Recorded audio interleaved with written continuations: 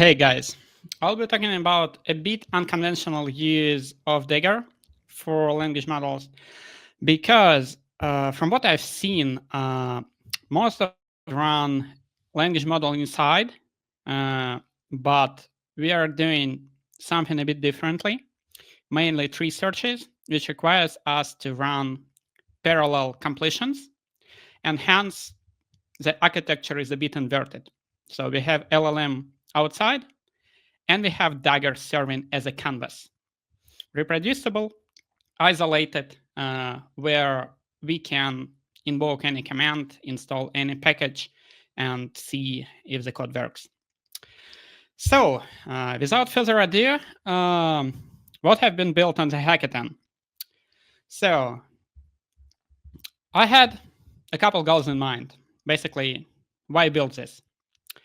Uh, in my high school years, I've been traumatized by finding the limits, and the habit basically sticked.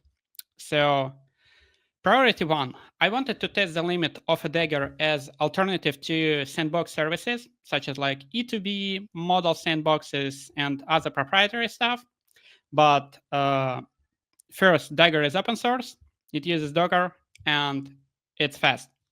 Second, I wanted to test how good language models are at working with, let's say, a bit weird tech stack. And third, it was a hackathon, so I wanted to build something silly. So the stack.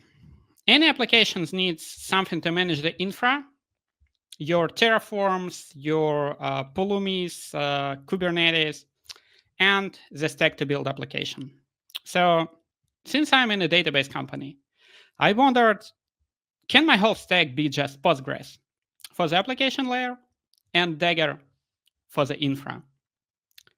Now, it's a bit more complex than that, since I'm mostly a Python developer. So like Python might occupy all the RAM on my computer, but Python occupies a single brain cell in me, and I consider this acceptable trade-off. So what are we building is HTMX and Pico CSS. That's what we have. So let's see how it looks like, and why Dagger basically is the MVP here.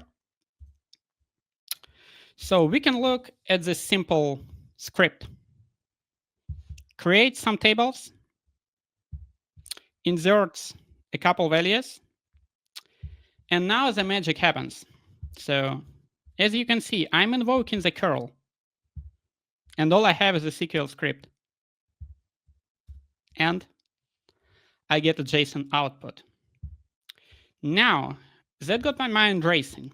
If we can return JSON from the Postgres, what can we actually build with it? If we take a look under the hood, how it works. So the workspace setup is not extremely complex, but it has a few interesting quirks. So the comments that I'm executing, so exec all, what it does, it spins up container and runs pgshim. It's important because it ensures that the command will be executed whenever the database is up. Because when you run in parallel, sometimes you strain your EC2 instance, it's not ready yet. So better, this single line is enough to verify that the database is ready and you get no false positives. So the setup consists of a Postgres, which basically converts Postgres into a REST-capable service, and the third container that we use to run the commands. It can execute SQL using client and curl. I don't need anything else.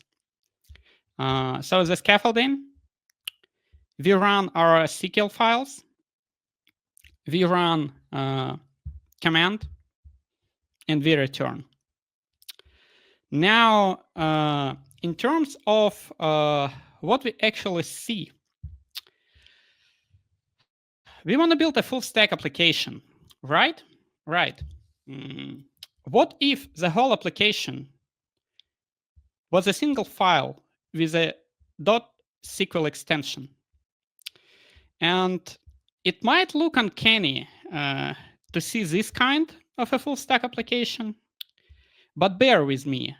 Like for a human developer, it might be hard to write a code like this with templating, certain parameter substitutions.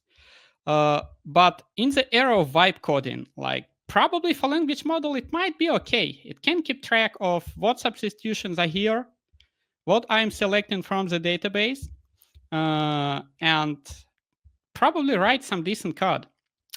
So this has been generated single shot by a model with a prompt that's like, make me a Postgres application. Here is an example of some HTMX. Go. And here is what it output. I wonder, like, okay, let's just run it and see what we get. So to actually see what it is, like it's probably nothing special, but actually, this single SQL file generates applications